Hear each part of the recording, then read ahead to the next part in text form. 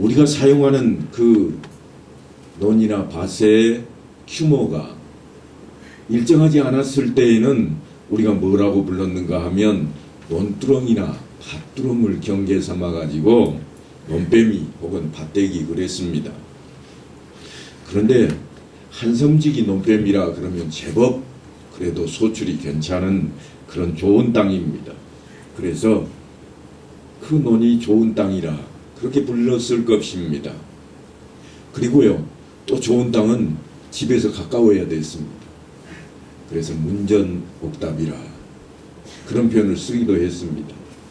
그러니까 세상에 좋은 땅은 농사지어서 알곡을 많이 거두어들이는 땅, 집에서 가까이 있어서 농사지으러 나갈 때 편리한 땅들이 좋은 땅이라 그렇게 불렀습니다. 하지만 요즘은 어떨까요? 요즘은 그렇게 결정나지 않습니다.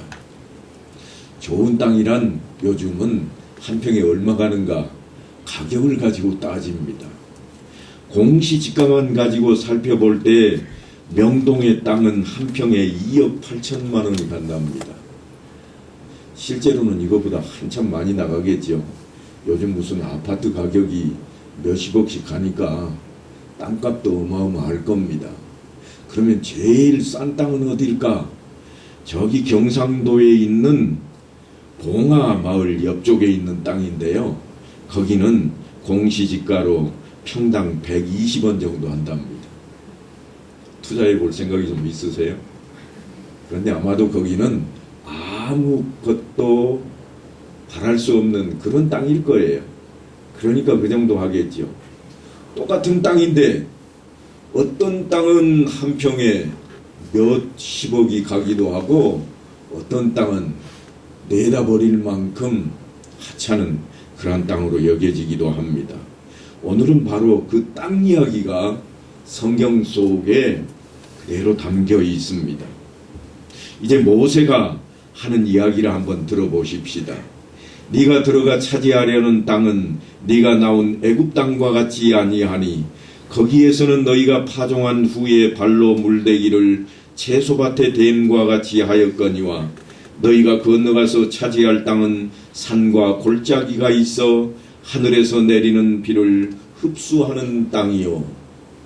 땅이 지금 두 종류가 등장을 했는데요. 지금까지 그들이 살았던 종살이하던 애굽 땅은 물대기를 발로 물대기 했다 그럽니다. 우리도 옛날에는 그런 거 좀 해보았습니다. 뭔가 하면 그저 저수지에 가까운 논을 가지고 있는 사람은 삽한자루만 있으면 가서 물을 댑니다. 뭔가 하면 그저 논둑을 딱 삽으로 잘라내고 발로 밟아만 넣으면 물이 졸졸 흘러 들어오니까요. 이게 발로 물대기 하는 밭 또는 논입니다. 밭이라고 나와 있습니다만 그 사람들은 논의 개념이 없습니다. 왜냐하면 우리처럼 벼농사를 지지 않기 때문이에요. 그들은 아무리 물이 많이 있는 그런 땅이어도 채소나 밀이나 보리만 가꾸는 그러한 사람들이기 때문에 논이라는 개념이 따로 없습니다. 그래서 오늘 여기 성경에도 밭이라 그렇게 등장을 하는 겁니다. 그런데 지금 들어갈 땅은 어떤 땅인가 하고 봤더니 골짜기가 있다고 그럽니다. 골짜기가 있으면 물을 모으기 좋고 얼마나 좋을까 그렇게 생각하는데 끄트머리에 가서 비를 흡수하는 땅이라 그래 놓았습니다. 혹시 제주도 여행을 가보신 적이 있으신가요? 제주도를 여행하다 보면 날씨 변화가 너무 심합니다. 그래서 시도 때도 없이 비가 쏟아지기도 하고 눈발이 흘러내리기도 합니다. 그런데요, 놀라운 것은 그렇게 비가 쏟아지는 여름철인데도 물이 언덕 위에 채워지질 않습니다. 다 어디로 갔을까요? 다 흡수해서 저 아래쪽으로 빠져나가 버립니다. 돌들마저도 바람이 솔솔 빠지는 그런 돌로 되어 있습니다. 이런 땅이 어떤 땅인가 하면 물을 흡수하는 땅입니다. 조금 쉽게 표현하자면 화산으로 이루어졌던 땅들입니다. 물론 화산도 다 부수어져서 이제는 재가 쌓이고 그래서 그러한 땅이 되어 있겠습니다만, 하지만 여전히 물은 다 흡수해버리는 그런 땅이라. 모세는 지금 모압 평지에서 건너다 보이는 그 가나안 땅에 대해서 백성들에 소개하고 있습니다. 얼핏 보면 부동산 소개업자 같아요. 야, 저 땅을 한번 좀 봐봐라. 어느 쪽이 좋은지 좀 보라는 겁니다. 그리고는 백성들이 알고 있는 상식을 가지고 그들 앞에 설명하고 있습니다. 너희가 파종한 후에 발로 물대기를 채소밭의 댐과 같이 하였거니와, 직접 농사를 짓지 않았을지라도 모세 앞에 앉아있는 상당수의 사람들은 애굽 땅에서 그 모습을 보았을 것입니다. 그곳에는 관계시설이 잘 되어 있어서 수차로 물을 댔습니다. 우리나라는 그런 일 없을까요? 염전에 혹시 가보신 적이 있으신가요? 지금이야 그런 모습이 덜하긴 합니다만, 과거에는 염전에는 모두가 다 수차에 올라타서 그거를 발로 밟아서 물을 끌어올리는 그러한 일꾼들이 많이 있었습니다. 그처럼 애굽에서는 수차를 통해서 채소밭에 물을 댔습니다. 아니, 수차가 필요 없는 것도 많이 있었을 겁니다. 그저 발로 물고만 터 넣으면 물이 졸졸 흘러 도랑으로 흘러 들어왔습니다. 그렇게 풍요로운 수확으로 애굽은 아주 강대국이 되었습니다. 지금 이집트에는 우리나라 교민들이 아주 많이 나가 살고 있습니다. 그런데 그곳에 처음 살림을 차렸던 사람의 일화가, 아주 놀라운 일화가 있습니다. 이분이 가서 정착하기로 작정을 하고 한 1년쯤 살다 보니까 김치가 먹고 싶어가지고 그냥 못 있겠는 거예요. 채소가 잘 나오는 애굽 땅에서 김치를 어떻게 해 먹어볼까? 그래서 그곳에서 나는 채소들을 가져다가 열심히 만들어 보았지만 우리 김치 맛이 나지를 않았습니다. 고향 땅에 전화를 해가지고 김치 종자 좀 보내다오. 종자가 날라와서 농사 짓는 사람한테 부탁을 했습니다. 여보시오, 올해 내가 우리 한국에서 먹는 김치를 좀 김장을 해서 먹고 싶습니다. 그러니 100포기만 좀 농사 지어 주시오. 부탁을 했습니다. 애굽 땅은 따뜻한 기온이기 때문에 채소들이 잘 자랍니다. 그래서 한 2주쯤 지났는데 연락이 왔습니다. 선생님, 배추가 어느 정도 자랐습니다. 어떻게 할까요? 이 말을 듣자마자 머릿속에 겉절이가 생각이 나가지고 기다릴 수가 없습니다. 그래서 그렇게 됐습니까? 그러면 4포기만 좀 보내주시오. 그래서 4포기가 오기를 기다렸습니다. 얼마 후에 트럭 한 대가 쭉 들어오는데 트럭에 4포기가 실렸는데요. 어마어마한 겁니다. 그저 배추 한 포기가 좀 과장해서 우리식으로 하자면 리어커 하나에 가득 채워지는 거예요. 사람만큼 했다. 그 사람 표현은 그럽니다. 배추 한 포기가 사람만큼 한 거를 4포기를 가져왔으니 기절초풍할 일이 아니겠습니까? 그래서 다시 부탁을 했습니다. 제발 그렇게 하면 안 되고 작게 만들어 달라고. 아무리 커도 내 이 팔 길이보다는 크면 안 됩니다. 농부가 그러니까 답을 아주 간단하게 했습니다. 선생님, 간단합니다. 뭔가요? 물 안 주면 돼요. 물 안 주면 그렇게 안 자란답니다. 그러니까 우리 땅에서 우리가 먹는 이 채소는 우리한테 잘 맞게 자라고 있는 겁니다. 그렇게 해서 김장을 해 먹었다는 이야기가 한때 우리나라에 전해졌던 그런 적이 있습니다. 그런데 가나안 땅은 지금 그 애굽 땅에서 살다 온 이스라엘 민족에게 있어서 새로운 땅입니다. 전혀 다른 환경입니다.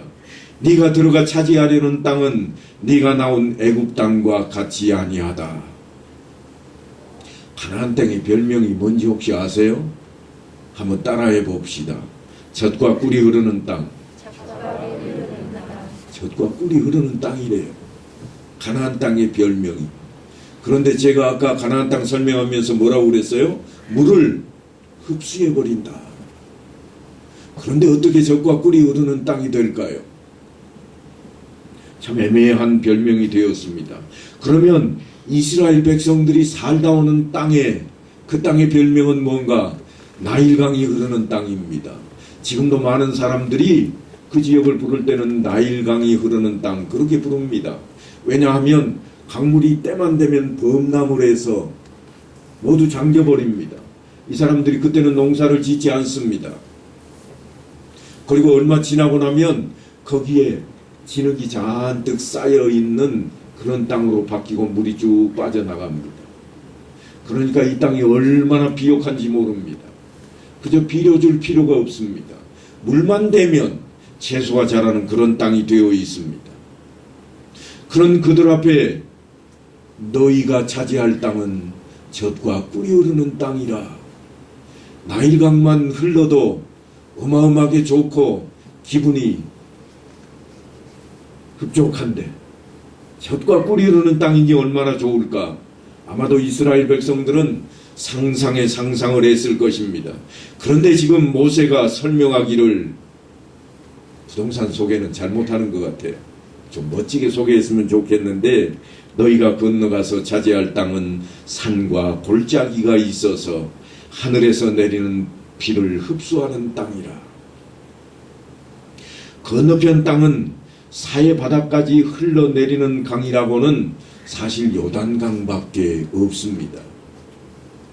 그런데 어떻게 젖과 꿀이 흐르는 땅이 되었을까?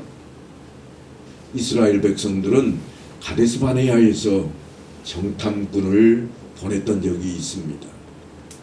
그 정탐꾼을 보냈을 때 정탐꾼들이 갔다 와서 처음 하는 보고가 그럽니다. 과연 그 땅은 젖과 꿀이 흐르는 땅이더이다. 그리고는 내밀기를 골짜기에서 따온 포도 한 송이를 작대기에 끼워서 두 사람이 메고 와서 보여줍니다. 무화과 열매와 석류 열매를 그들 앞에 보여주는데 지금 우리가 가서 봐도요, 석류가 우리 석류는 아무것도 아닙니다. 그저 호박덩이만한 그런 석류도 있습니다. 그러니까 그런 거를 봤으니 젖과 꿀이 흐르는 땅이라 그러지 않았겠습니까? 하지만 지금 그거를 다 지나고 벌써 40년이라는 세월이 지나서 모압 평지에서 모세가 그들 앞에 설명하고 있는 것은 야, 너희가 건너갈 땅은 애굽 땅과 같은 그런 땅이 아니야. 그렇게 소개합니다. 왜 그런가 하면 이 지금의 이스라엘 땅, 젖과 꿀이 흐르는 그 가나안 땅은 계절이 2계절밖에 없습니다. 우리처럼 4계절이 있는 그런 나라가 아닙니다. 그래서 계절을 뭐라고 부르는가? 봄, 여름, 가을, 겨울 그렇게 부르지 않습니다. 우리가 이해하기 좋게 봄철이라 그렇게 부르고는 있지만 그곳은 우기와 건기만 있습니다. 비가 오는 때와 비가 오지 않는 때. 비가 오는 때는 언젠가 하면 우리식으로 말하자면 겨울철입니다. 비가 오지 않는 때는 우리식으로 하자면 비가 내리지 않는 때입니다. 성경을 읽다 보면 여러분 많이 보았던 내용들이 있을 겁니다. 희한하게도 비는 비지 무슨 소나기나 아니면 장대비, 이슬비, 가랑비 이랬으면 좋겠는데 이 사람들은 비가 딱 2종류만 있습니다. 뭐가 있는가 하면 이른 비와 늦은 비. 이 2가지만 그들이 표현하는 비입니다. 이른 비가 내리면 그들은 땅에다 파종을 합니다. 왜냐하면 그 전까지는 땅이 메말라서 씨앗을 뿌릴 수가 없습니다. 땅이 깊지도 않거니와 우리식으로 말하면 삽자루도 안 들어갈 정도로 딱딱해져 버립니다. 그래서 씨앗을 거기에다 넣어놔도 절대로 싹이 나지 않습니다. 어느 정도인가 하면 과일을 내놔도 썩지 않을 정도입니다. 그러니까 이른 비가 내리면 그 사람들은 파종할 수밖에 없습니다. 이른 비가 언제쯤 내리는가? 주로 6월절 부근에 내립니다. 건기 동안에 메말랐던 땅을 이제 아주 푹신하게 적셔줍니다. 부드럽게 만들어줍니다. 그야말로 쟁기를 잡아야 할 그러한 절기가 그들 앞에 온 겁니다. 그래서 그렇게 땅을 고르고 거기에 파종을 하고 나면 물론 소나기가 내립니다.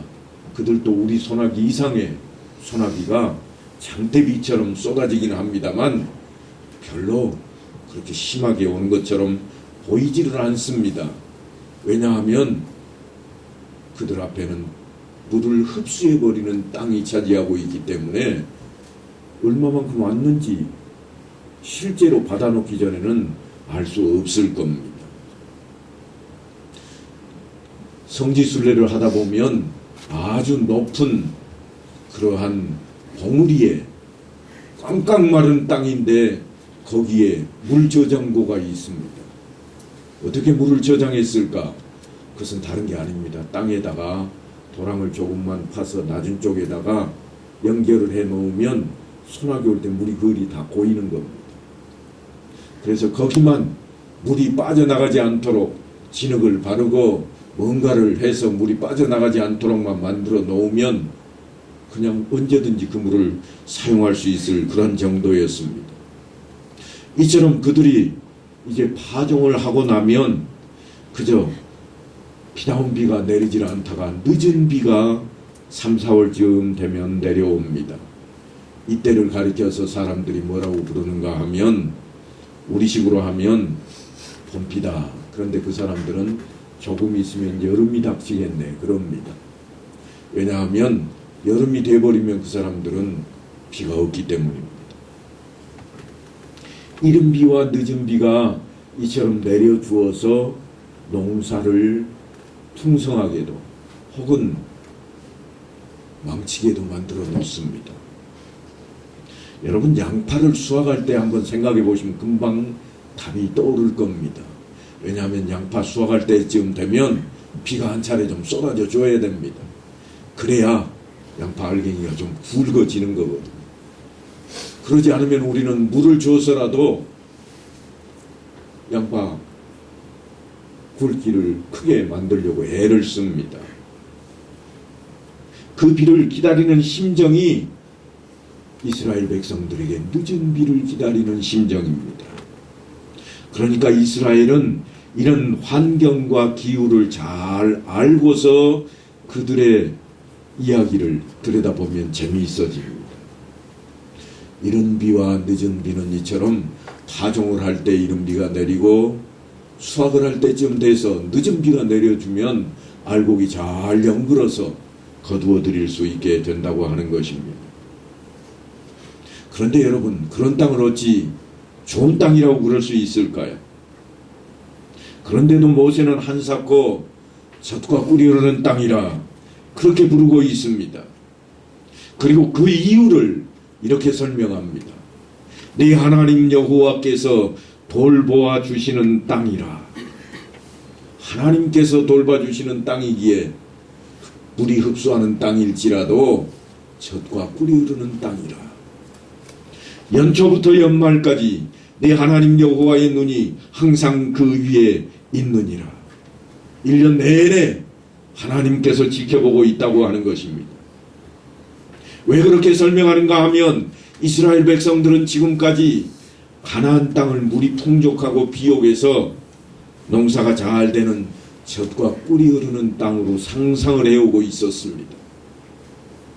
가데스 바네아에서 정탐을 나섰던 보고를 보면 당신이 우리를 보낸 땅에 간즉 과연 그 땅의 젖과 꿀이 흐르는데 이것이 그 땅의 과일입니다 하고 내놓았던 것이 기억나기 때문입니다. 하지만 실제로는 그렇지 못합니다.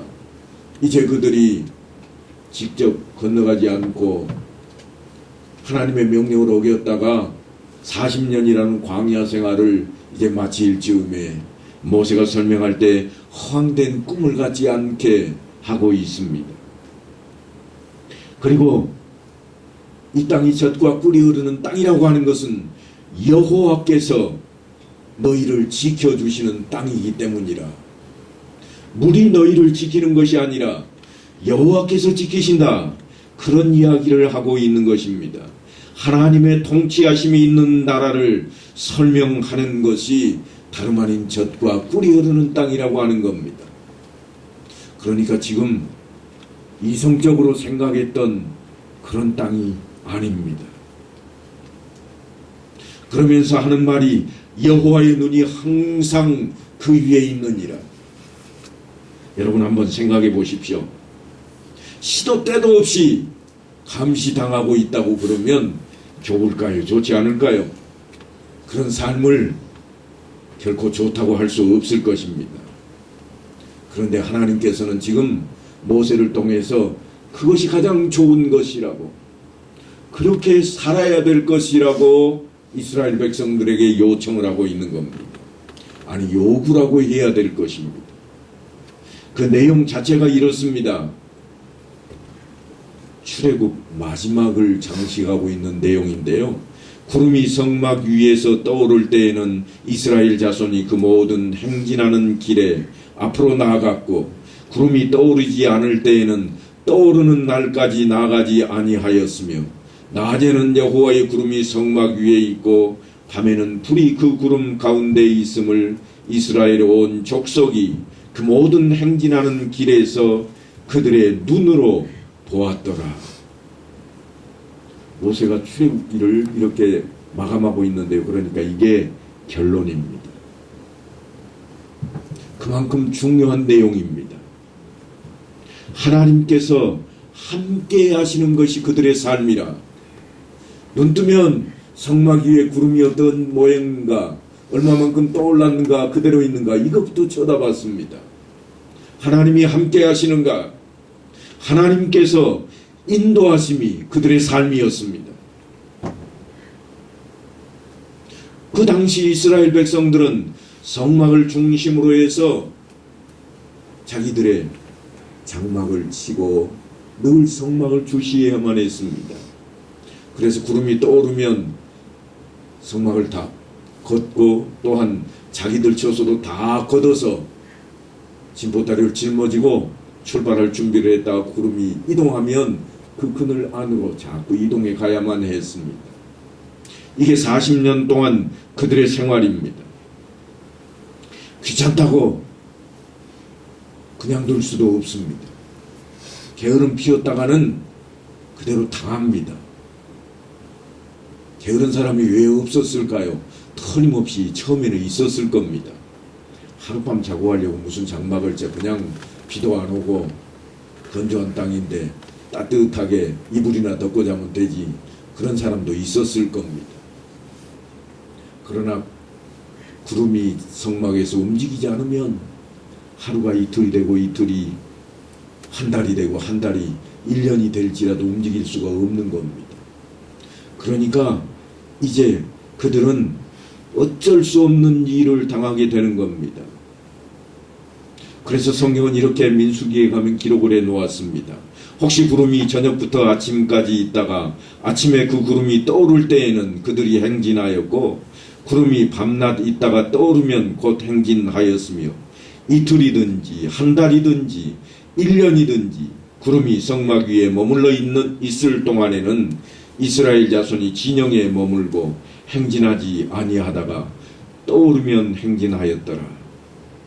똥개 훈련시키는 것도 아니고 그런 생각을 가질 수 있겠습니다만 실제로 똥개 훈련입니다. 하나님께서 이스라엘을 철저하게 그렇게 훈련을 시키고 있습니다. 눈치 보는 정도가 아니라 하나님 뜻을 살피게 만들었습니다. 하나님 뜻이 무엇인가? 성막에 구름이 올라가는가? 내려앉아 그냥 있는가? 하나님 뜻대로 따르게 만들어 놓았습니다. 완전하게 40년 동안 그들이 훈련받은 것은 이것입니다. 하나님 뜻이 무엇일까? 하나님 말씀에 순종하는 삶이 뼛속까지 스며들게 만들어 놓았습니다. 그것이 이스라엘 백성들이 40년의 광야 생활을 통해서 터득한 삶의 진리입니다. 이제는 내 방식대로 살겠다, 그렇게 생각할 사람이 하나도 없어지는 겁니다. 내 뜻대로 한번 좀 해보지 했던 생각이 완전히 사라지게 만들어 버렸습니다. 그래서 모세가 백성들 앞에 약속 있는 말씀을 전하는 겁니다. 내가 오늘 너희에게 명하는 내 명령을 너희가 만일 청종하고 너희의 하나님 여호와를 사랑하여 마음을 다하고 뜻을 다하여 섬기면 여호와께서 너희 땅에 이른 비 늦은 비를 적당한 때에 내리시리니 너희가 곡식과 포도주와 기름을 얻을 것이요 또 가축을 위하여 들에 풀이 나게 하시리니 네가 먹고 배부를 것이라. 하나님께서는 자기 백성들이 어떤 신앙을 가지고 있는지 지금 점검을 하고 계십니다. 아니 언제나 점검하시겠다고 말씀을 합니다. 그래서 졸지도 주무시지도 않는다는 겁니다. 졸지도 주무시지도 않고 늘상 지켜만 보고 계시니 얼마나 두려운 삶을 살아야 할까요? 참으로 어려운 내용입니다. 모세는 그래서 여호와께서 그를 황무지에서 짐승이 부르짖는 광야에서 만나시고 호위하시며 보호하시며 자기의 눈동자와 같이 지키셨도다. 그렇게 말씀을 합니다. 하나님께서 너희를 광야에서 그렇게 지켜오시지 않았더냐? 어떻게 보면 그들은 그런 하나님을 보호한다는 생각보다는 끌려다닌다고 생각했을지도 모르겠습니다. 하지만 시편 기자는 이렇게 노래합니다. 여호와께서 너를 실족하지 아니하게 하시며 너를 지키시는 이가 졸지도 아니하시리로다. 이스라엘을 지키시는 이는 졸지도 아니하시고 주무시지도 아니하시리로다. 하나님의 보호하심을 그렇게 강조해 놓고 있습니다. 하나님의 명령을 순종하고 하나님을 몸과 마음과 뜻과 정성을 다하여 사랑한다면 하나님께서는 시기적절한 때에 이른 비와 늦은 비를 내릴 뿐만 아니라 풍성한 수확을 허락하고 또한 그 하나님께서 연초부터 연말까지 항상 너희를 보호하실 것이라, 신앙을 점검하실 것이라, 그런 내용의 말씀입니다. 그런데 그들 앞에 이런 말씀만 전해지는 게 아닙니다. 모세는 다른 이야기도 또 하고 있습니다. 너희는 스스로 삼가라.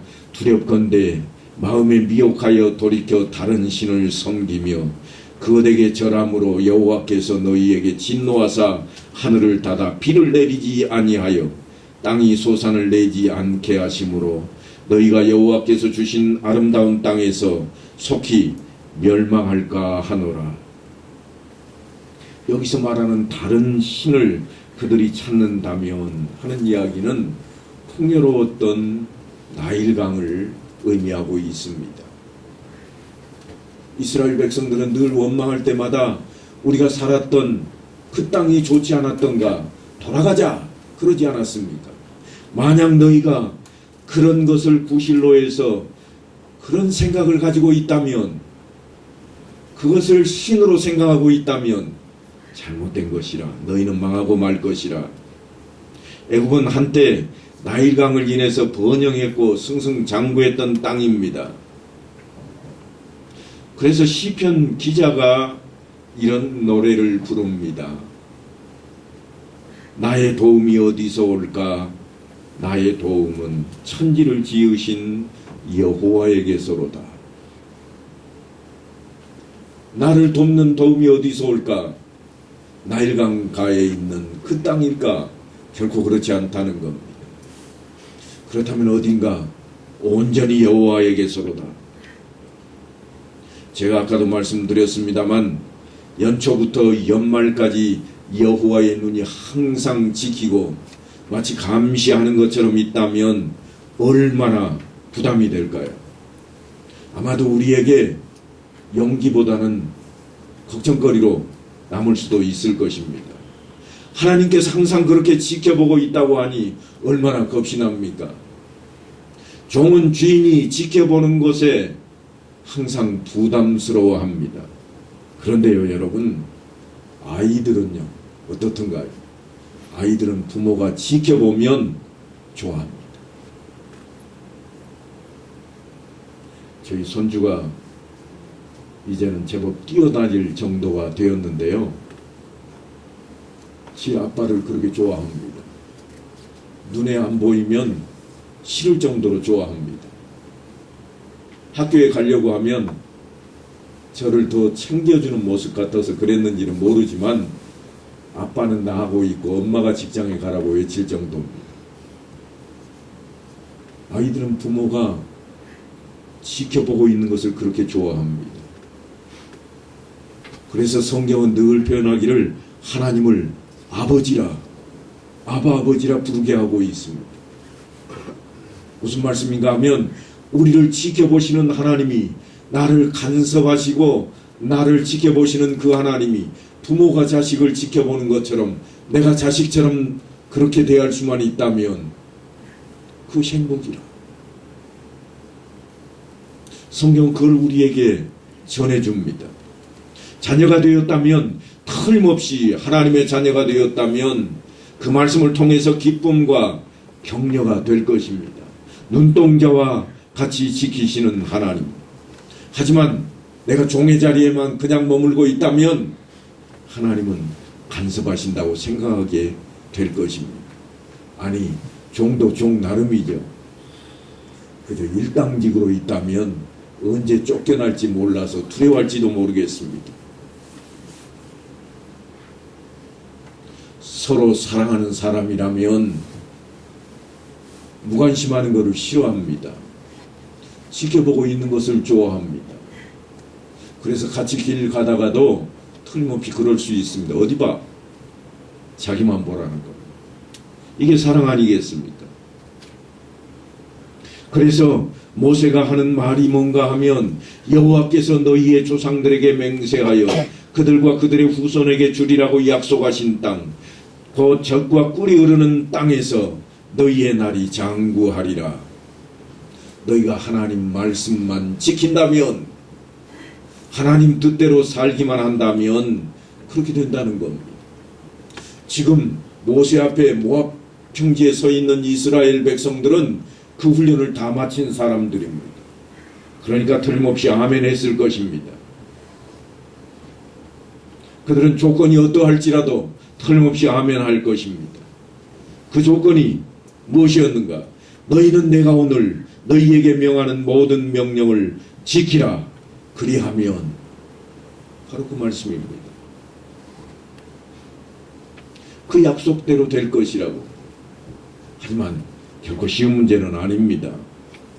우선 십계명이 있고 그 십계명을 명령대로 다 따지고 봤더니 613개나 되는 조항들이 있습니다.